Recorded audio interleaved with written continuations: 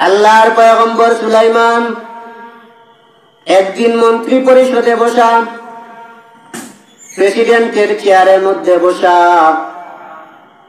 এমন সময় সুলাইমান আলাইহিস সালাম বললেন, আমার মন্ত্রীবর্গ, আমার সভাসদগণ শুনো, আমি হইলাম দেশের বাদশাহ, আর বাদশার প্রথম হইল কাজ বিয়া করা।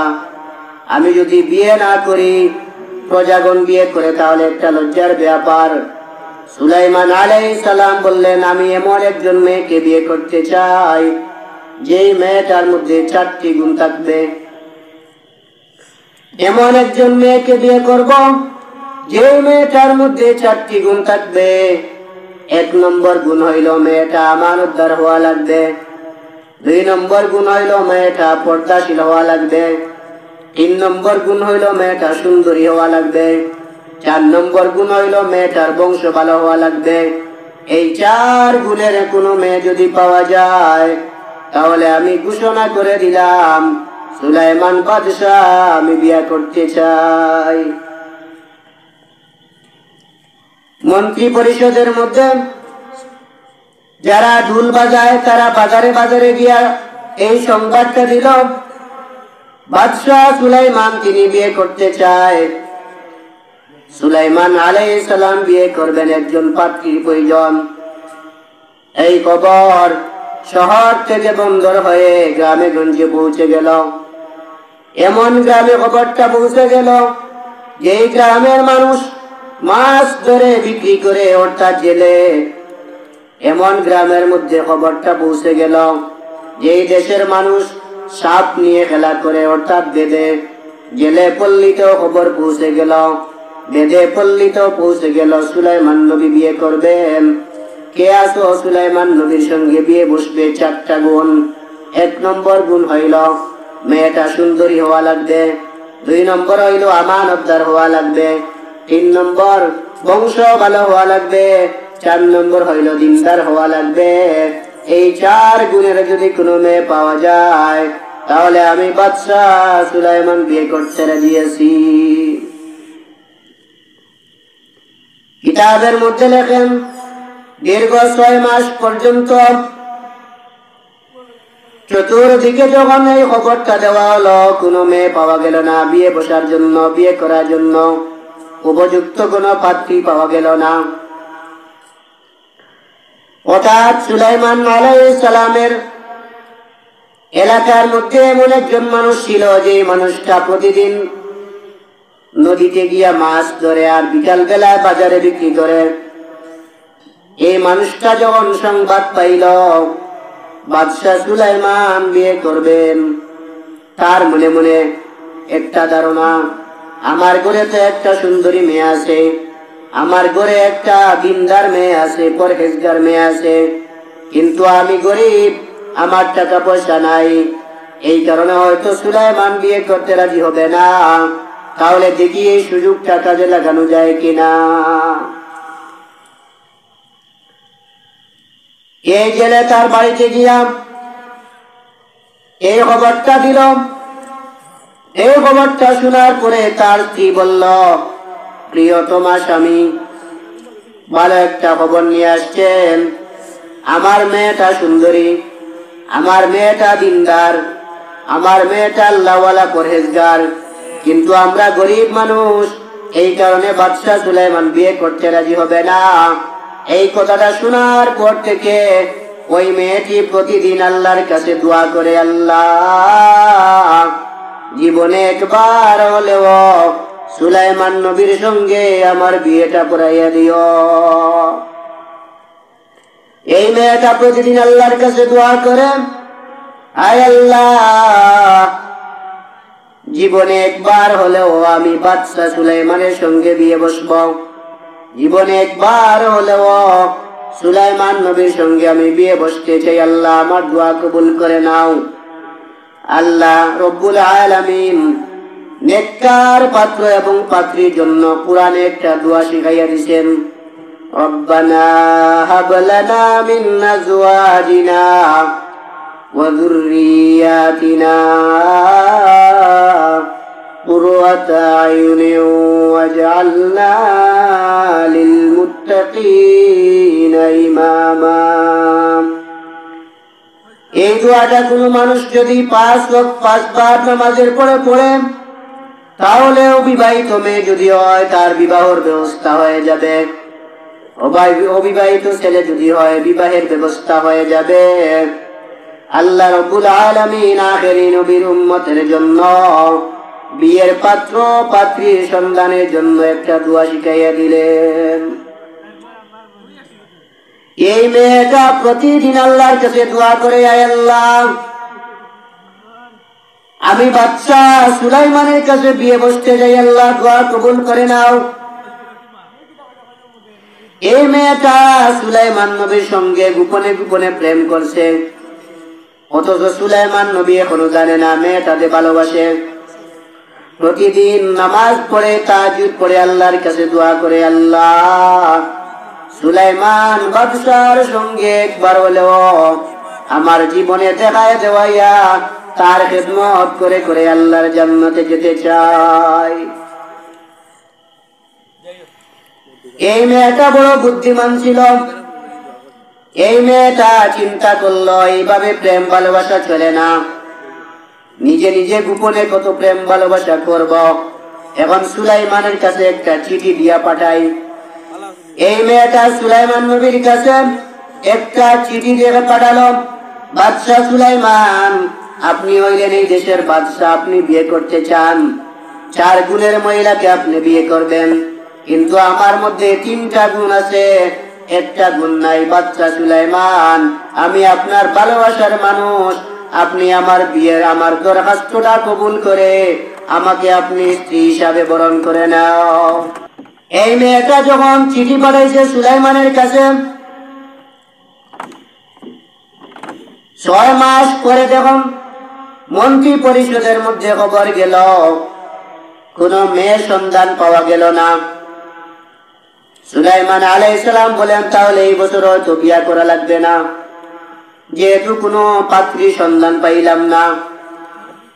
হঠাৎ তাকাইয়া একজন মন্ত্রী বলছে, বাদশাহ সুলাইমান, আপনার কাছে একটা চিঠি দরখাস্ত আসছে, একজন জেলের মেয়ে আপনার কাছে একটা দরখাস্ত দিছে।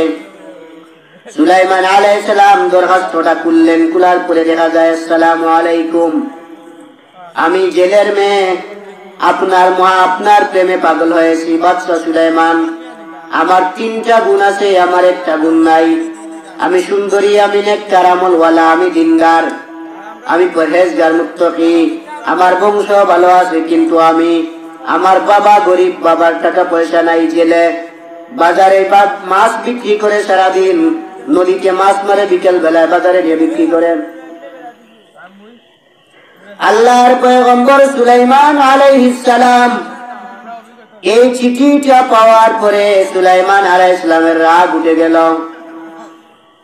আমি হইলাম বাদশাহ, এই দেশের প্রেসিডেন্ট, একজন প্রেসিডেন্টের কাছে তুমি একজন জেলের মেয়ে এমন একটা চিঠি পাঠাইছো বিয়ের দরখাস্ত হিসাবে, এই চিঠিটা আমি মানি না। আকাশের মালিক আল্লাহ রাব্বুল আলামিন দেখতেছে সব অবস্থা। আল্লাহ মানুষের অন্তরের খবর জানেন। ওয়াল্লাহু আলিমুম বিযাতিস সুদূর, আল্লাহ মানুষের অন্তরের খবর জানেন। আল্লাহ রাব্বুল আলামিন যখন দেখলেন সুলাইমান আলাইহিস সালাতু ওয়াস সালাম এই চিঠিটা তার হাত থেকে ছেড়ে দিলেন, চিঠিটা গ্রহণ করলেন না। আল্লাহ পরীক্ষা করলেন, ও সুলাইমান, তুমি এমন একজন জেলের মেয়ের চিঠিটা তুমি কবুল করলে না। ও সুলাইমান, আমি তোমাকে পরীক্ষা শুরু করব। তোমার অহংকারের কারণে, ক্ষমতার কারণে, তুমি এই অহংকারের কারণে একজন জেলের মেয়েকে তুমি অবজ্ঞা করলা কিনা, এইটা তোমার পরীক্ষা শুরু হয়ে যা। পরীক্ষা শুরু হয়ে গেল। আল্লাহ রাব্বুল আলামিন প্রত্যেক নবীদেরকে এক একটা মুজিজা দিয়েছিলেন। মূসা আলাইহিস সালামের মুজিজা হইল হাতের লাঠি যদি মাটিতে নিক্ষেপ করে সঙ্গে সঙ্গে অজগর সাপ হয়ে যায়। আবার লাঠিটা যখন হাতে নেয় সাপের মাথায় যখন মুসা নবী ধরে সঙ্গে সঙ্গে আবার লাঠি হয়ে যায়। মুসা আলাইহিস সালাম রাত্রি অন্ধকার, রাত্রিবেলা কোথাও যেতে পারে নাই। আল্লাহর নবী মুসা আলাইহিস সালাম যখন বগলে হাত রাখে 10 পাওয়ারি লাইটের মতো আলো বের হয়ে যায়। আল্লাহ মুসা নবীকে এত বড় একটা পাওয়ার দিয়েছেন, মুজিজা। দাউদ আলাইহিস সালামের মুজিজা হইল, দাউদ আলাইহিস সালাম যখন লোহা হাতে নেয়, লোহার মধ্যে টিপা দেয়, টিপা দিতে দিতে মোমের মতো লোহা গলে যায়। ঈসা আলাইহিস সালামের মুজিজা হইল, পুরাতন কবরের ভিতর কবরে গিয়া যদি ঈসা নবী বলে কুম বিইذনিল্লাহ, আল্লাহর হুকুমে দাঁড়িয়ে যাও, সঙ্গে সঙ্গে ওই মুর্দা জীবিত হয়ে যায়। আল্লাহ এক একজন নবীদেরকে এক একটা মুজিজা দান করেছেন। সুলাইমান আলাইহিস সালামকে আল্লাহ একটি মুজিজার আংটি দিয়েছিলেন, একটি আংটি। এই আংটিটা যদি যতক্ষণ না তার হাতে থাকে, জিন ইনসান মানব দানব সকল প্রাণী তার বাধ্য থাকে, যখন আংটিটা হাত থেকে চলে যায় কোন প্রাণী তার কথা শুনে না। সুলাইমান আলাইহিস সালামকে আল্লাহ দিয়েছিলেন একটা মুজিজার আংটি, অলৌকিক আংটি। এই আংটিটা হাতে রাখলে গোটা মখলুকাত তার জন্য পাগল হয়ে যায়। আংটিটা যদি হাতের মধ্যে না থাকে কোন মখলুকাত তার কথা শুনে না। সুলাইমান আলাইহিস সালাতু ওয়াস সালামের বাহিনী ছিল 3 প্রকার, মানুষ, জিন এবং দানব। আল্লাহ রাব্বুল আলামিন সুলাইমান আলাইহিস সালাতু ওয়াস সালামকে 3 প্রকারের সেনাবাহিনী দিয়েছিলেন, মানুষ জাতি এবং জিন জাতি। সুলাইমান আলাইহিস সালামকে আল্লাহ দিয়েছিলেন আর পশু পাখি। পশু পাখিও সুলাইমান নবীর কথা শুনে, মানব জাতীয় সুলাইমান নবীর কথা শুনে, জিন জাতীয় সুলাইমান নবীর কথা শুনে। সুলাইমান আলাইহিস সালাম জিন জাতি, মানুষ জাতি এবং পশু পাখিদের হাজিরা রাখতেন। প্রতিদিন সুলাইমান নবী হাজিরা ডাকে, জিন উপস্থিত আছে কিনা, মানুষ জাতি তার সামনে উপস্থিত আছে কিনা, পশু পাখি সুলাইমান নবীর সামনে উপস্থিত আছে কিনা। আল্লাহ সুলাইমান নবীকে এমন পাওয়ার দিয়েছিলেন যে পাওয়ারের কারণে পাখি, পশু পাখিরা যে কথা বলে, সুলাইমান নবী পশু পাখিরও ভাষা বুঝে, সুলাইমান নবী মানুষেরও ভাষা বুঝে, সুলাইমান নবী জিন জাতিরও ভাষা বুঝে। আল্লাহ এমন যোগ্যতা দান করেছেন, দাউদ নবীর একেবারে 19 নম্বর ছেলে সুলাইমান আলাইহিস সালাম। যে সুলাইমান আলাইহিস সালাম পশু পাখিরও কথা বুঝে, মানুষ জাতিরও কথা বুঝে, সুলাইমান নবী জিন জাতিরও কথা বুঝে। সুলাইমান আলাইহিস সালাম আল্লাহ যে আংটি দিয়েছিলেন, আল্লাহ সুলাইমান নবীকে পরীক্ষা শুরু করে দিলেন। বাদশাহ সুলাইমান, আমি আল্লাহ তোমাকে বাদশাহী দান করেছিলাম। কুলিল্লাহুম্মা মালিকাল মুলক তুতিল মুলকা মান মিম্মান তাশা ওয়া তুইজ্জু মান তাশা ওয়া তুযিল্লু মান তাশা। আল্লাহ হইলেন গোটা দুনিয়ার রাজত্বের মালিক। আল্লাহ যাকে চায় আল্লাহ তাকে সম্মান দেয়, আল্লাহ যাকে চায় তাকে বেজ্জত করে। দুনিয়ার কোন মানুষ আল্লাহ যদি বেজ্জত করতে চায়, গোটা দুনিয়ার মানুষ সম্মান দিয়া কাজ হবে না। আল্লাহ যদি আবার চায় ওই মানুষটাকে আল্লাহ উপরে দরজা রাখে, উপরে উঠে রাখে, গোটা দুনিয়ার কোন মানুষের পক্ষে সম্ভব নাই। পায়ে ধরে নিচের দিকে নামাইতে পারবে না, কোন মানুষের সম্ভব না। রাখে আল্লাহ, মারে কে? মারে আল্লাহ, রাখে কে? আল্লাহ হইলেন রাজত্বের মালিক। আল্লাহ বাদশাহ সুলাইমান আলাইহিস সালামকে পরীক্ষা শুরু করে দিলেন। সুলাইমান আলাইহিস সালামের যে আংটিটা ছিল, সুলাইমান আলাইহিস সালামের একজন দেহরক্ষীর নাম ছিল, তার নাম আসিফ ইবনে বরকিয়া। আসিফ ইবনে বরকিয়া সুলাইমান নবীর দেহরক্ষী, বডিগার্ড। সুলাইমান আলাইহিস সালাম আসিফ ইবনে বরকিয়াকে বলছেন, তুমি চক্ষু বন্ধ করো। আসিফ ইবনে বরকিয়া চক্ষু বন্ধ করছে। হাত থেকে আংটিটা সুলাইমান নবী একটা টেবিলের উপরে রাখছে। সুলাইমান আলাইহিস সালাম তার দেহরক্ষীকে অর্ডার করেছেন, যতক্ষণ আমি না বলবো ততক্ষণ পর্যন্ত তুমি চক্ষু খুলতে পারবে না। এখন বেচারা চক্ষু বন্ধ করে আছে।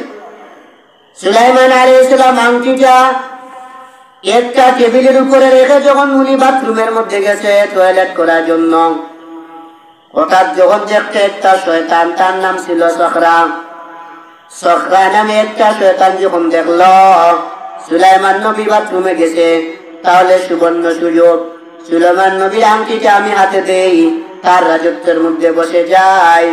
এই শয়তানটা এই কৌশলটা শুরু করলো। শয়তান সুলাইমান নবীর আংটিটা হাতে নিয়ে রাজত্বে বসে গেল। এখন তো সুলাইমান নবীর আংটিটা কার হাতে? শয়তানের হাতে। সুলাইমান নবী কই? তিনি বাথরুমের মধ্যে আছেন। এখন এই শয়তান মন্ত্রী, মিনিস্টার, সভাসদ সকলকে ভাষণ দিয়া বলছে, শুনো, আমাদের দেশের মধ্যে দুইজন সুলাইমান। কয়জন? দুইজন সুলাইমান বাইর হইছে। একজন হইল অরিজিনাল সুলাইমান, আরেকজন হইল নকল সুলাইমান। যার হাতে আংটি আছে উনি হইল অরিজিনাল সুলাইমান, খাঁটি সুলাইমান। আর যার হাতে আংটি নাই উনি হইল নকল সুলাইমান। শয়তান কি বুদ্ধি দিল? শয়তান বলল, আমি হইলাম তোমাদের বাদশাহ সুলাইমান, আমার হাতে আংটি আছে, আমার হাতে আংটি আছে, আর নকল সুলাইমান তার হাতে আংটি নাই। এই শয়তান সখরা সুলাইমান আলাইহিস সালামের সংসদের মধ্যে বসে গেল। হঠাৎ যখন সুলাইমান নবী বাহির হইছে বাথরুম থেকে, বাহির হওয়ার পরে দেখা যায় সিংহাসনে একজন মানুষ বসা, হাতে আংটি। সুলাইমান নবী বলে, বুঝলাম না, আংটি তো রাখলাম টেবিলের উপরে, আমার আংটিটা কোথায় গেল? আর আসিফ ইবনে বরকিয়া এখনো চক্ষু বন্ধ করতেছে। কি অর্ডার? মানে দেশের প্রধানমন্ত্রীর অর্ডারটা কেমনে মানছে? এখন সুলাইমান আলাইহিস সালাম এই শয়তানকে যখন বলছে, আরে মিয়া তুমি কে? শয়তান বলে, তুমি কে? এখন দুজন লাগছে ঝগড়া। আসল সুলাইমান যার হাতে আংটি নাই, আর নকল সুলাইমান হইল শয়তান, আংটি হাতে দিয়া সিংহাসনে বসছে। এখন দুজনের টানাটানি শুরু। সুলাইমান আলাইহিস সালাম বলেন, আমার আংটি। শয়তান সখরা বলে, আমার আংটি। এখন দুজন লাগছে ঝগড়া। এখন মন্ত্রী, মিনিস্টার আসেনি? আছে। এখন তো এরা তো দেখে দুজনের ঝগড়া। এখন শয়তান যে সুলাইমান চাচ্ছে, শয়তান যে সুলাইমানের রূপ ধরছে আংটি হাতে নিয়া, ওই শয়তান বলছে, শুনো, এই যে সুলাইমান দাবি করতেছে মিথ্যা সুলাইমান, তার হাতে আংটি নাই, আমার হাতে আংটি আছে, তোমরা তাকে পিটাইয়া এই দেশ থেকে বিতাড়িত করো। এখন মন্ত্রী, মিনিস্টার, বাদশাহ যেই কথা বলবে মন্ত্রী মিনিস্টার তো মানবেই। মন্ত্রী মিনিস্টার না মানিয়ে পারা যায় না। এখন মন্ত্রী মিনিস্টারেরা তফসিরে লেখছে, এই আহকামুল কোরআনের মধ্যে লেখছে যে সুলাইমান আলাইহিস সালামকে তারা নিয়া পিটাইয়া একটা নদীর তীরে নিয়ে রাখছে। সুলাইমান আলাইহিস সালামকে এমন মার দেয়, এমন পিটা দেয়, সুলাইমান নবী অজ্ঞান হয়ে যায়। সুলাইমান নবী বুঝতে পারে না, আল্লাহ এই কোন কারণে আমার এই উপরে আমার জুলুম, আমার উপরে এত জুলুম কোন কারণে? যে বাদশাহ আমি রাজত্ব করার কথা, এই রাজত্বের মধ্যে কোন শয়তানটা ঢুকলো, আমাকে পিটাইয়া দেশ থেকে বিতাড়িত করে দেওয়া হলো। সুলাইমান আলাইহিস সালাম অজ্ঞান অবস্থায় নদীর পাড়ে বসে আছে। পরের দিন ওই যে জেলে প্রতিদিন নদীতে গিয়া মাছ ধরে, ওই জেলে গেছে পরের দিন নদীতে মাছ ধরার জন্য। হঠাৎ গিয়া দেখে একজন মানুষ রক্তাক্ত অবস্থায় নদীর তীরের মধ্যে আছে। কারণ এই সময় তো আগের যুগে কোনো মোবাইল ছিল না, ক্যামেরা ছিল না। এখন তো বাংলাদেশের মানুষ শেখ হাসিনাকে চিনে, ছোট বাচ্চাও চিনে, মোবাইলে ছবি আছে। আগের জমানায় মোবাইল ছিল না। এই জেলে কোনোদিন সুলাইমান নবীকে দেখে নাই। বাদশাহকে আবার কেমনে দেখবে? দেখার কথাই তো আসে না। এখন এই জেলে চিন্তা করলো, একজন মানুষ আমার সামনে অসহায়, কি করা যায়, ওই মানুষটাকে আমি একটা সেবা করা যায় কিনা। সুলাইমান আলাইহিস সালামকে ওই লোকটা ধরে জিজ্ঞাসা করছে, ভাই আপনার কি হয়েছে? সুলাইমান আলাইহিস সালাম বলেন, ভাই শরীরে একটু ব্যথা পেয়েছি, দুষ্টরা আমাকে মারছে। বাড়ি কোথায়? সুলাইমান আলাইহিস সালাম বলে, এখন যদি বলি আমি সুলাইমান, তাহলে জেলেও পিটাইব, কারণ হাতে আংটি নাই। সুলাইমান নবীর আংটির গুণ হইল, যার হাতে আংটি থাকবে সেই হইব এই এলাকার মালিক। জিন, পশু, পাখি, মানব, দানব সবাই তার কথা শুনবে। হাতে আংটি না থাকলে সব শেষ। এখন সুলাইমান চিন্তা করলো, আমিও যদি বলি সুলাইমান, তাহলে আমাকে পিটাইব জেলে, তুমি নকল সুলাইমান। এখন সুলাইমান আলাইহিস সালাম নবী তো জ্ঞান হিকমতের সাথে কথা বলছে, ভাই আচ্ছা পরে আমি বলবো, আমার সমস্যা হয়েছে, তো আমার মাথার মধ্যে ব্যথা পেয়েছি, আমি বলতে পারবো না কি হয়েছে, পরে বলবো। এখন এই জেলেটা সুলাইমান আলাইহিস সালামকে বাড়িতে নিয়ে গেছে। সুলাইমান আলাইহিস সালামকে বাড়িতে নিয়ে যাওয়ার পরে ডাক্তারের মাধ্যমে চিকিৎসা করাইয়া সুলাইমান আলাইহিস সালাম ভালো হয়ে গেলেন। ভালো হয়ে যাওয়ার পরে ওই জেলে চিন্তা করলো, প্রতিদিন নদীতে মাছ ধরতে যাই, আমার কোনো সন্তান নাই, তাহলে দেখি ওই ছেলেটাকে আমার ঘরে চাকর রাখা যায় কিনা। ওই জেলে সুলাইমান আলাইহিস সালামের সাথে কথা বলল, বাবা শুনো, আমি যদি আমাকে তোমার ঘরে, আমার ঘরে তোমাকে যদি চাকর হিসাবে রাখে, তুমি রাখতে রাজি আছো নি? তুমি থাকতে পারবে কিনা, এই কথাটা বলো। সুলাইমান আলাইহিস সালাম চিন্তা করলেন, এখন যদি না যাই কোথায় যাব? সকল মানুষ তো জানে সুলাইমান নবী বাদশাহ, এখন যদি গিয়া বলি আমি সুলাইমান, সবাই বলবো নকল সুলাইমান, পিটাইব। তাহলে যাক, চাকরিটা ধরি, আল্লাহর হাওলা যতদিন যায় চাকরিটা করি। এখন এই জেলের ঘরে সুলাইমান আলাইহিস সালাম চাকরিরত অবস্থায়। এখন সিরে লাগবে, ইনকিলাবি তাফসীরের মধ্যে লেখেছেন যে 6 মাস পর্যন্ত সুলাইমান আলাইহিস সালাম জেলের ঘরে চাকরি করছেন। তাফসীরে আল্লামা জমশরী তাফসীরে কাশফের মধ্যে আনছেন যে 1 বছর পর্যন্ত সুলাইমান আলাইহিস সালাম চাকর ছিলেন ওই জেলের ঘরে। কে বানাইছে? আল্লাহ। কুলিল্লাহুম্মা মালিকাল মুলক তুজিল মুলকা মান তাশাউ ওয়া তুইজ্জু মান তাশাউ। আল্লাহর হাতে রাজত্ব, আল্লাহ যাকে ইচ্ছা তাকে রাজত্ব দান করে, আল্লাহ যাকে ইচ্ছা তাকে অপমানিত করেন। আল্লাহ রাব্বুল আলামিন সুলাইমান আলাইহিস সালাম 1 বছর পর্যন্ত জেলের ঘরে চাকর। সুলাইমান নবী প্রতিদিন জেলের সঙ্গে মাছ ধরতে নদীতে যায়। প্রথম দিন যখন সুলাইমান নবীকে নিয়ে মাছ ধরতে গেছে, আগের চাইতে ডবল মাছ পাওয়া যায়। সুবহানাল্লাহ, আগের চাইতে ডবল মাছ পাওয়া যায়, একজন নবীর বরকত। এখন প্রতিদিন এইভাবে মাছ ধরে বাজারে নিয়ে বিক্রি করে আগের চাইতে প্রতিদিন ডবল মাছ পাওয়া যায়, দ্বিগুণ মাছ পাওয়া যায়। এবং দীর্ঘ 1 বছর পর্যন্ত সুলাইমান আলাইহিস সালাম জেলের ঘরে চাকরত অবস্থায়। দেশের যে বাদশা ছিল, খবর আছে নি? আর দেশের রাজত্বের কোনো খবর নাই। দেশ তো শয়তানের হাতে, কোথায় যাচ্ছে? শয়তানের হাতে, এটা তো শয়তানের হাতে। সুলাইমান আলাইহিস সালাম 1 বছর পর্যন্ত চাকরি করলেন। 1 বছর চাকরি করার পরে ওই লোকটা মনে মনে চিন্তা করলো, 1 বছর হয়ে গেছে ছেলেটার। এখন ছেলেকে বলছে, বাবা তোমার তো 1 বছর হয়ে গেছে। সুলাইমান আলাইহিস সালাম বলেন, 1 বছর হয়ে গেছে, তাহলে আমি বাড়িতে চলে যাই, আমার মজুরি যা আছে সব দিয়া দেন। এখন এই জেলেটা বলল, ঠিক আছে তোমাকে আমি বিদায় দিব, একটা কথা, তুমি বাবা বিয়ে শাদী করছো নি?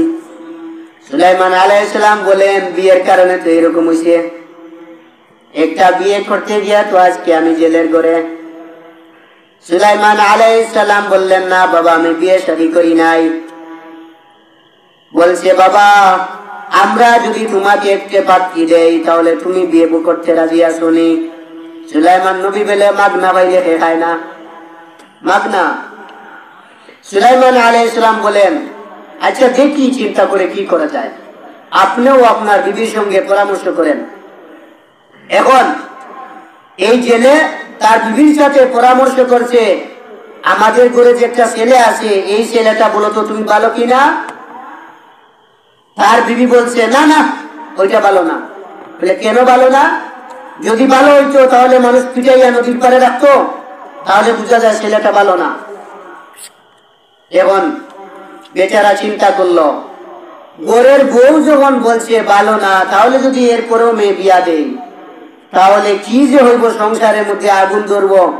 কারণ আমার ঘরের ম্যাডামকে যদি আমি না রাজি করতে পারি, সারা দুনিয়া অশান্তি। এখন সুলাইমান আলাইহিস সালামকে বলছে, বাবা আমার ঘরে একটা মেয়ে আছে, একজন সুন্দরী মেয়ে আছে আমার ঘরে না। ওই বেচারা প্রশ্ন করছে, বাবা শুনো, তুমি 1 বছর পর্যন্ত আমাদের ঘরে ছিলা, বলো তো আমাদের ঘরে সদস্য সংখ্যা কতজন, মানুষ কয়জন আছি আমরা? এবং তো সুলাইমান আলাইহিস সালাম বলেন, আমি সহ হইল 3 জন। এখন বেচারা বলে, আমার ঘরে যে আরেকটা মেয়ে আছে, আমরা 3 জন আর আপনি একজন, 4 জন, কিন্তু আপনি বলছেন 3 জন। আমার ঘরে যে একটা মেয়ে আছে, এই মেয়েটার খবর জানো না? সুলাইমান আলাইহিস সালাম বলেন, আপনার মেয়েকে দেখবো তো দূরের কথা, আপনার মেয়ে কোন জায়গায় গোসল করে কাপড় রোদ্রের মধ্যে দেয় এটাও দেখি নাই। সুবহানাল্লাহ, কি একজন নবীর মধ্যে আদর্শ গুণ। এখন যেহেতু বোঝা গেল দামানটা বড় ভালো, জীবনেও কোনোদিন 1 বছরের ভিতরে আমার মেয়েকে দেখে নাই, তাহলে দামানটা খুব ভালো, তাহলে বিয়াটা দিই।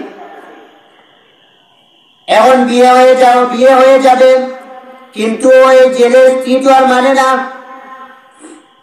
এখন বেচারা চিন্তা করলো, আমার বউকে তো আগে মানাইতে হবে। এখন সে বাজারে গেছে, বাজার থেকে গিয়া আঙ্গুর, আপেল, বেদানা, যত ধরনের মিষ্টি মাষ্টি আনছে, নতুন শাড়ি আনছে, আনিয়া স্ত্রীকে দিছে।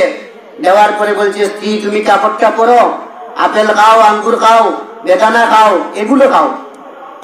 জেলের স্ত্রী মনে মনে ভাবলো, বাসুর রাতেও এত মায়া করলো না, আজকে দেখা যায় এত কিছু আমাকে আনিয়া দে, বুঝলাম না ঘুষ খাওয়াইতেছে। এই ছেলেটাকে আমি ভালো বলবো, ঘুষ খাওয়াইতেছে। এখন বিচারি আঙ্গুর, আপেল, বেদানা সবকিছু খাইলো। খাওয়ার পরে চিন্তা করলো, এখন যদি আমি বলি ছেলেটা ভালো না, তাহলে ঘরের মধ্যে যে বেন্দা আছে, বেন্দা দিয়ে আমি খাইবো। নামাই বলবো, আমি তোমাকে এত কিছু খাওয়াইলাম, তবুও আমার পক্ষে রায় নাই তোমার, আমার কথার উপরে তুমি রাজি হও না, তাহলে আজকে তোমাকে কি যে করব আল্লাহ জানে। এখন বিচারা মহিলা মানুষ, উনি রাজি হয়ে গেছে, যাক কিভাবে বিয়ে হইল এগুলো আলোচনা করব না। বিয়ে তো হয়েছে, বিয়ের মধ্যে তো অনেক জিনিস লাগে, শাড়িটা লাগে, অনেক কিছু লাগে, বিয়ে একেবারে হয়ে গেছে। এখন দেখেন সুলাইমান আলাইহিস সালাম বিয়ে করছে, দেশের খবর আসেনি নাই। আরো কতদিন যাওয়ার পরে হঠাৎ দেখা যায় রাষ্ট্রের মধ্যে আগুন ধরে গেছে। আগুন ধরেছে, বলছে চাউলের কেজি 200 টাকা, তেলের লিটার 500 টাকা, সব কিছুর দাম বাড়ছে, হঠাৎ করে দাম বাড়ছে। তখন মন্ত্রী মিনিস্টার যারা ছিল সবাই বলে, বুঝলাম না, সুলাইমান এতদিন রাজত্ব করলো, কোনো কিছুর দাম বাড়াইলো না, আজকে দেখা যায় হঠাৎ করে এত দাম বাড়াইলো। এখন আশিরুবে বর্গিয়া যে ব্যক্তি চক্ষু বন্ধ করা ছিল, এই বিচারা চিন্তা করলো, সুলাইমান আলাইহিস সালাম তো এরকম কোনো কাজ করে না, আমাকে না জিজ্ঞাসা করিয়া, আমি তার দেহরক্ষী, আমাকে আগে জিজ্ঞায়, তারপরে সুলাইমান নবী কোনো কিছু করে, তাহলে বুঝলাম না আমাকে না জিজ্ঞাসা কেমনে করলো। এখন তো সে বলল, যাক মার খাই অথবা পিঠা খাই, চাকরি যাক আর তাক, দেখতাম সুলাইমান আলাইহিস সালাম কি করতেছে। সুলাইমান তো বলছিলেন, তুমি আমি যতক্ষণ পর্যন্ত বলবো না তুমি চক্ষু খুলবে না। এখন সে চিন্তা করলো, আমি চক্ষু খুলিয়া দেখি সুলাইমান কি করতেছে। এখন চক্ষু খুলছে, খোলার পর দেখা যায় লা হাওলা ওয়ালা কুওয়াতা ইল্লা বিল্লাহ, শয়তান। সিংহাসনে শয়তান বসা। এখন সে চিন্তা করলো, দেখছেন নি শয়তানটা দেশের মধ্যে তেলের দাম বাড়াইছে, চাউলের দাম বাড়াইছে, সুলাইমান নবী তো আমাকে না জিজ্ঞাসা করে কোনো কিছু করে না। এখন বেচারা চিন্তা করলো, আয়েশা ইবনে বরখিয়া সে তখন ওই শয়তানের সাথে যুদ্ধ লাগলো। সে শয়তানকে পিটানোর জন্য ঘর থেকে বের হলো। শয়তান ও আয়েশা ইবনে বরখিয়ার সাথে যুদ্ধ, কুস্তি। এখন শয়তান চিন্তা করলো, আমি ধরা পড়ছি, আমি শয়তান, আমি ধরা পড়ছি। এখন যদি এই দেশে থাকি তাহলে মানুষ আমাকে পিটাইবে, মারবে। শয়তান সে নিজে আকাশের মধ্যে উড়াল দিল।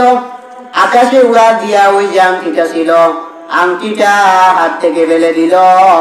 ওই আংটিটা নদীতে পড়ে গেল।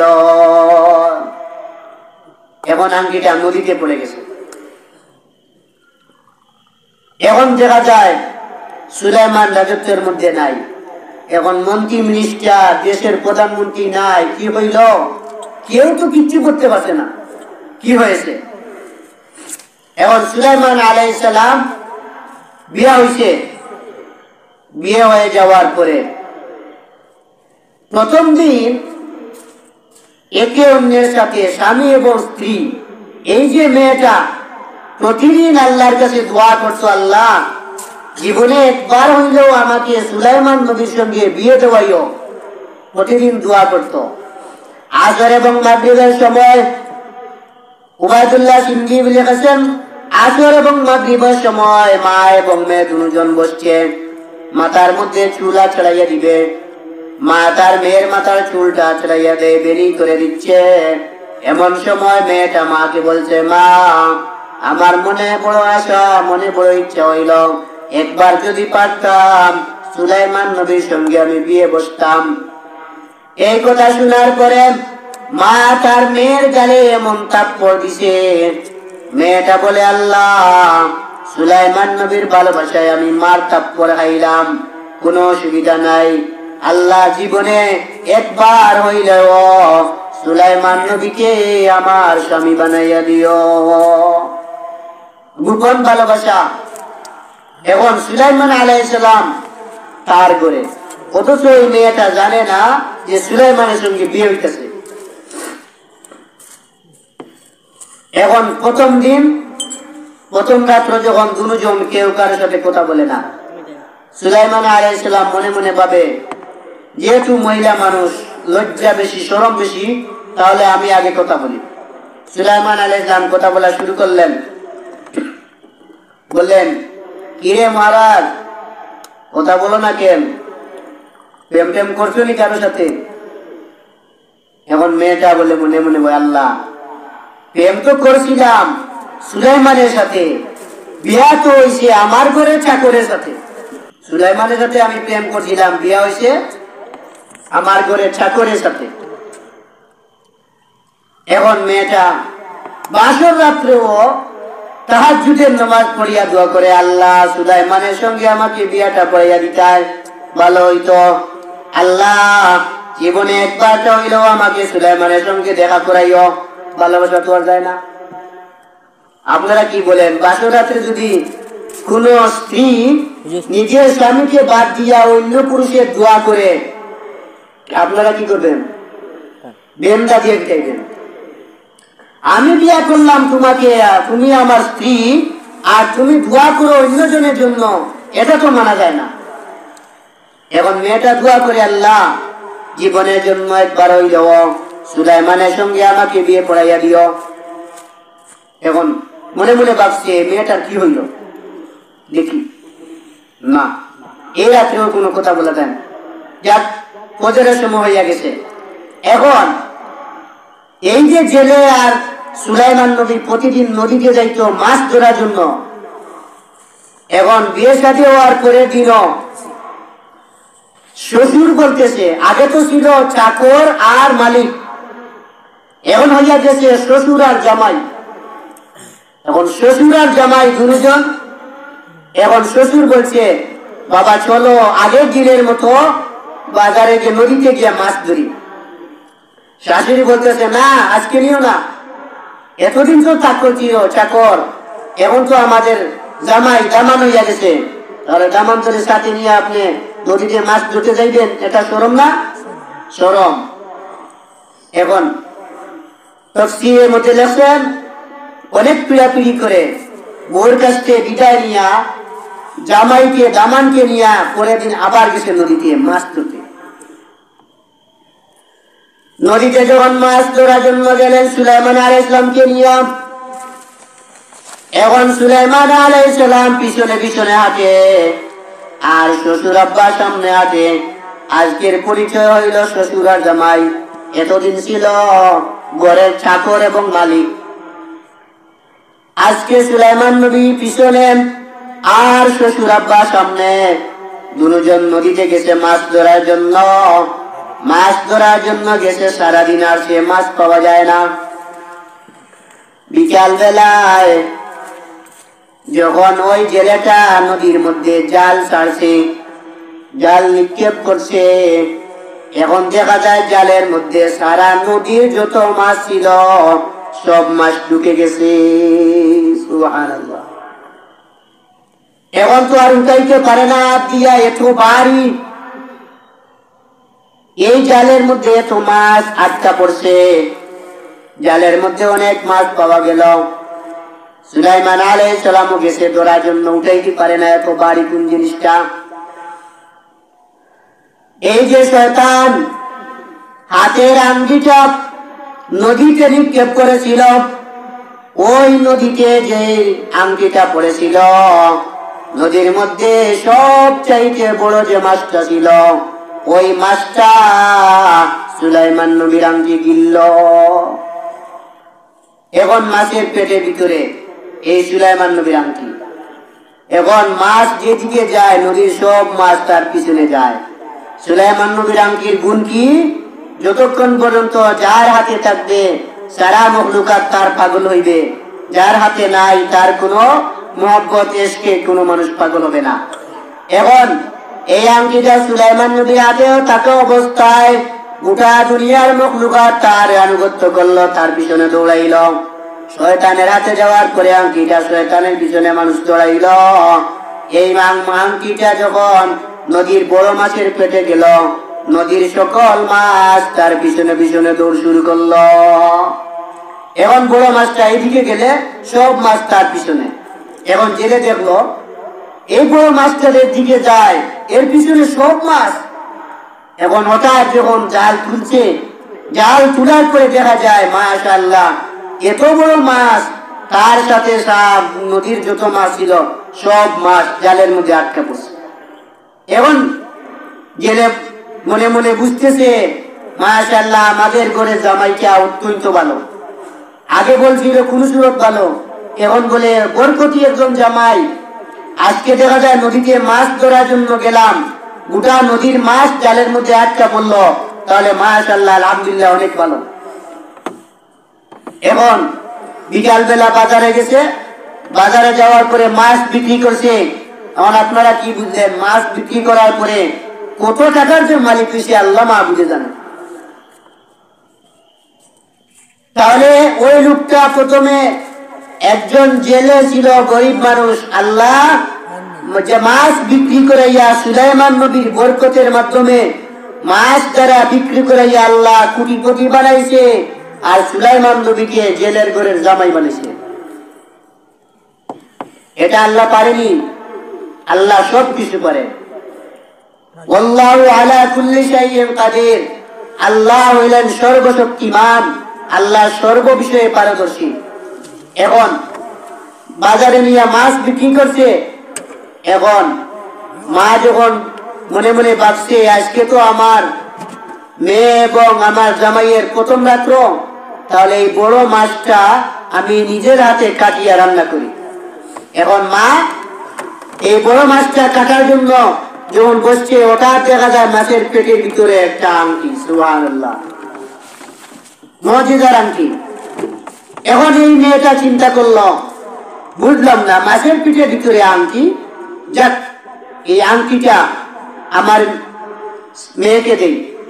মেয়েকে দিয়া বলছে, মেয়ে শুনো, অন্য তফসিরের মধ্যে আসছে ওই সুলাইমান নবী যে মেয়েকে বিয়ে করেছিলেন ওই মেয়ে যখন বসছে মাছ কাটার জন্য ওই মেয়েটা আংটিটা পাইছে। এখন আংটিটা পাওয়ার পরে ওই মেয়েটা মনে মনে ভাবছে যে আজকে তো আমাদের বাসর রাত, তাহলে স্বামীকে এইটা তা হাদিয়া দিব। এখন এই আংটিটা হাতে নিছে, আংটি হাতে নিয়া এখন তো স্বামী এবং স্ত্রী দুইজন কথা বলে না, এবং স্ত্রী প্রতিদিন দোয়া করে, আল্লাহ জীবনে একবার হইলেও সুলাইমানের সঙ্গে আমাকে বিয়ে পড়াইয়ে দিও।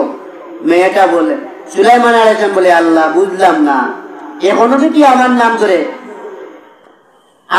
ধরে, আমি তো তার ঘরে হাজির, কিন্তু ওই তো জানে না আমি তার ঘরে আছি। এখন যাক, এখন এই মেয়েটা, এই সুলাইমান আলাইহিস সালাম হিকমতি মানুষ, একজন নবী, হিকমত বুদ্ধি আছে, উনি মনে মনে চিন্তা করছেন, যাক এই মেয়েটাকে আর খাটাইয়া কোনো লাভ নাই, তাহলে একটা কাজ করতে হবে, আস্তে আস্তে ধীরে ধীরে ওই মেয়েটাকে পরিচয় দিতে হবে। এখন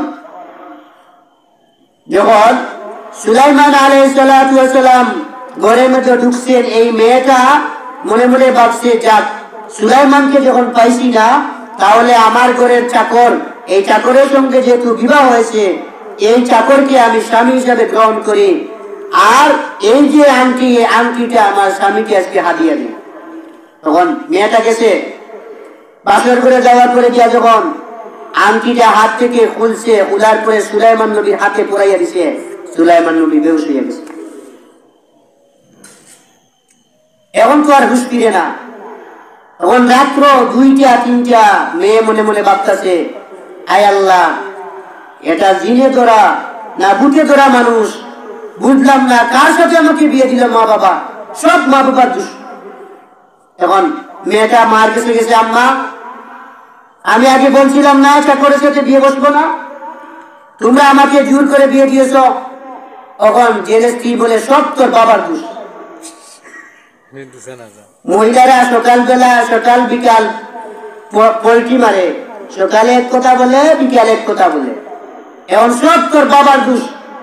আমি আগে বলছিলাম এই ছেলেটা ভালো না, ওই সাথে বিয়ে দিও না, এই ছেলের সঙ্গে কেমনে বিয়ে দিল, সব দোষ তোর বাবার। তখন ঘর থেকে ডাক দিছে, ডাক দিয়া বলছে, আসো, এমন একজন ছেলের সঙ্গে মেয়েটারে বিয়া দিলা, জীবনের প্রথম সংসার, এমন ছেলের সঙ্গে বিয়ে দিলা যে ছেলেটা মৃত্যু বেমারি, অথবা যে ছেলেটা শরীরের মধ্যে কিছুই নাই, অজ্ঞান হয়ে গেছে। তাফসীরে কিতাবের মধ্যে লিখছেন, সুলাইমান আলাইহিস সালাম হয়তো প্রায় 1 বছর অজ্ঞান ছিলেন, নতুবা এর থেকে আরো কম। আমরা ধরলাম সুলাইমান আলাইহিস সালাম 20 থেকে 25 দিন অজ্ঞান ছিলেন। এখন অজ্ঞান কোন কারণে হইলেন? আল্লাহর পয়গম্বর সুলাইমান যখন এই মেয়ের হাতে আংটিটা দেখলেন, আংটিটা দেখার পরে তার 1 বছরের সব হিস্টোরি মনে পড়ে গেল।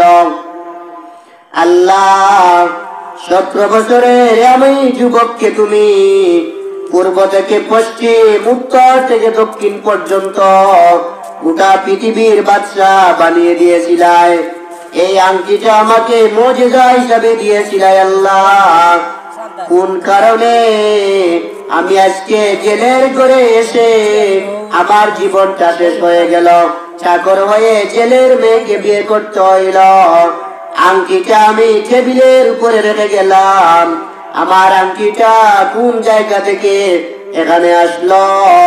এই অবস্থা মনের মধ্যে সুলাইমান নবীর বারবার মনের মধ্যে পীড়াপিড়ি করতেছে। এমন অবস্থা দেখিয়া সুলাইমান নবী বেহুশ হইয়া গেছে। আয় আল্লাহ, 1 বছর আমার হাতে ছিল আংটিটা, আমি পূর্ব থেকে পশ্চিম, উত্তর থেকে দক্ষিণ পর্যন্ত রাজত্ব করলাম, এই আংটিটা আমার হাতে ছিল, কোন কারণে আমার হাত থেকে আংটিটা গেল আল্লাহ আমি জানি না। সুলাইমান ইসলাম বেহুশ হয়ে গেছে।